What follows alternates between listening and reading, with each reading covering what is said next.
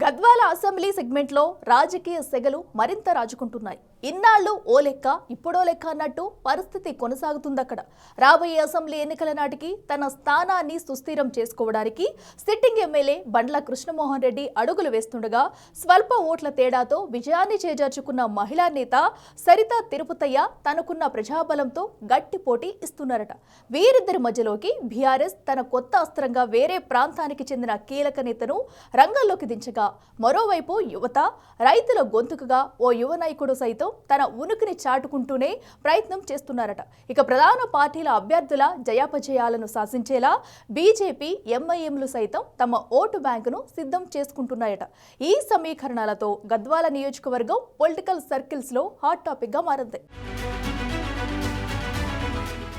జోగులాంబ గద్వాల జిల్లాలో రాజకీయాలు వ్యూహాత్మకంగా మారుతున్నాయి. రాష్ట్ర రాజకీయాల్లో ఎప్పుడూ తనకంటూ ప్రత్యేకతను చాటుకునే గద్వాల నియోజకవర్గం రాబోయే అసెంబ్లీ ఎన్నికల నాటికి రసవత్తర పోరుకు సిద్ధం కాబోతోంది. సిట్టింగ్ ఎమ్మెల్యే బండ్ల కృష్ణమోహన్ రెడ్డి తన పట్టు నిలుపుకునే ప్రయత్నం చేస్తుండగా, గత అసెంబ్లీ ఎన్నికల్లో త్రుటిలో విజయం చేజార్చుకున్న నేతలు, కొత్తగా రేస్లోకొస్తున్న యువ నాయకులు క్షేత్రస్థాయిలో పావులు కదుపుతున్నారు. రాజకీయాల్లో ఒక్కో మెట్టెక్కుతూ ఉమ్మడి మహబూబ్ నగర్ జిల్లాలో తనకంటూ బలమైన క్యాడర్ను నిర్మించుకున్నారు గద్వాల సిట్టింగ్ ఎమ్మెల్యే బండ్ల కృష్ణమోహన్ రెడ్డి. గతంలో డీకే అరుణపై గెలిచిన అనుభవం ఆయనకు ప్రధాన బలం. మహబూబ్ నగర్ స్థానిక సంస్థల ఎమ్మెల్సీ ఎన్నికల్లో నవీన్ రెడ్డి విజయం వెనుక ప్రధాన పాత్ర పోషించి తన సత్తా చాటారు. ప్రస్తుతం పార్టీ మార్పు వివాదం నుండి క్లీన్ చిట్ పొందిన బండ్ల తాను పార్టీ మారలేదు, గద్వాల అభివృద్ధి కోసమే ముఖ్యమంత్రిని కలిశానని స్పష్టం చేస్తున్నారు. నియోజకవర్గ అభివృద్ధి కోసం తనను నమ్మిన ప్రజల కోసం దేనికైనా సిద్ధమంటూ దూసుకుపోతున్నారు. ప్రస్తుత డీసీసీ అధ్యక్షుడిగా కొనసాగుతోన్న రాజీవ్ రెడ్డి సైతం బండ్ల కృష్ణమోహన్ రెడ్డి వెన్నంటి ఉంటూ ఆయన వర్గంలో చేరిపోవటం నియోజకవర్గంలో హాట్ టాపిక్ గా మారింది. జిల్లా అధ్యక్షుడి మద్దతు కూడా తోడవటంతో బండ్ల వర్గం మరింత జోష్ పెంచింది. ప్రస్తుతం నియోజకవర్గంలో ముగ్గురు నేతల పేర్లు ప్రధానంగా వినిపిస్తున్నాయి. మాజీ జెడ్పీ చైర్పర్సన్ సరితా తిరుపతయ్య పోరాటమే ఊపిరిగా గద్వాల రాజకీయాల్లో ఒక చెరగని ముద్ర వేశారు. ఒక నాయకురాలిగానే కాకుండా క్షేత్రస్థాయిలో ప్రజలతో మమేకమయ్యే గుణం ఆమెకు ప్లస్ పాయింట్ గా మారింది. గతంలో జిల్లా జెడ్పీ చైర్పర్సన్ గా పనిచేసిన సమయంలో జిల్లా వ్యాప్తంగా ఆమెకు మంచి గుర్తింపు వచ్చింది. ముఖ్యంగా గ్రామీణ ప్రాంతాల్లోని మహిళా సంఘాలతో ఆమెకున్న అనుబంధం బలమైన ఓటు బ్యాంకుగా మారింది. గత అసెంబ్లీ ఎన్నికల్లో ఎమ్మెల్యే బండ్ల కృష్ణమోహన్ రెడ్డికి గట్టి పోటీ ఇచ్చి కేవలం 7,000 ఓట్ల స్వల్ప తేడాతో ఓడిపోయారు. అయినా సరితమ్మ నైతిక విజయం సాధించిందని ఆమె అనుచరులు భావిస్తున్నారు. ఓటమి తరువాత సరిత ఎక్కడా కృంగిపోకుండా నియోజకవర్గంలో పలు కార్యక్రమాల్లో చురుగ్గా పాల్గొంటూ తన క్యాడర్ను కాపాడుకుంటున్నారు. సానుభూతి పవనాలు, నియోజకవర్గంలో మహిళా నాయకత్వం పట్ల ఉన్న ఆదరణ ఆమెకు ప్రధాన బలంగా మారుతుంది.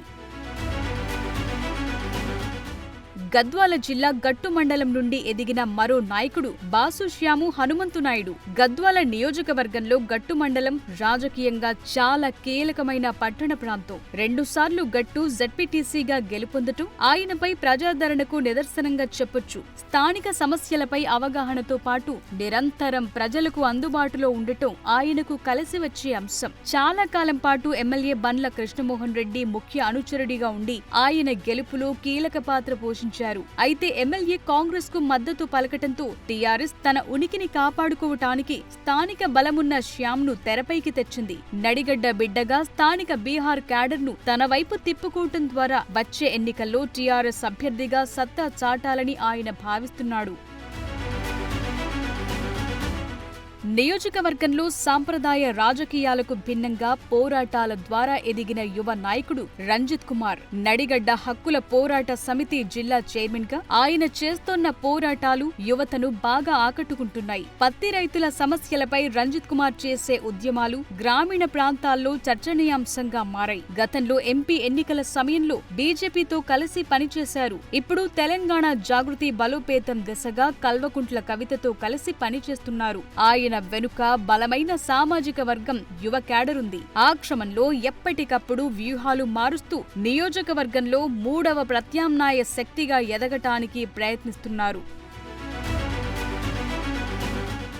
వచ్చే ఎన్నికల్లో బీజేపీ ఎంఐఎం పార్టీలు ఎవరికి మద్దతిస్తాయి లేదా నేరుగా పోటీ చేస్తాయా అనేది అత్యంత కీలకంగా మారనుంది. బీజేపీ జిల్లా అధ్యక్షుడు రామంజనేయులు నాయకత్వంలో కాషాయ దళం తన ఓటు బ్యాంకు పెంచుకునే పనిలో పడ్డారు. మరోవైపు ఎంఐఎం జిల్లా అధ్యక్షుడు మున్నా భాష ఆధ్వర్యంలో మైనార్టీ ఓటర్లను ఏకం చేసే ప్రయత్నాలు జరుగుతున్నాయి. ఈ రెండు పార్టీల అభ్యర్థులు బరిలో ఉంటే ఓట్లు చీలి ఎవరికి లాభం జరుగుతుందన్న లెక్కల్లో ప్రధాన పార్టీలు నిమగ్నమయ్యాయి. మొత్తం మీద ఇంతమంది రెడీ అవుతుండటంతో మునుపెన్నడూ లేని విధంగా గద్వాల రాజకీయం వేడెక్కింది.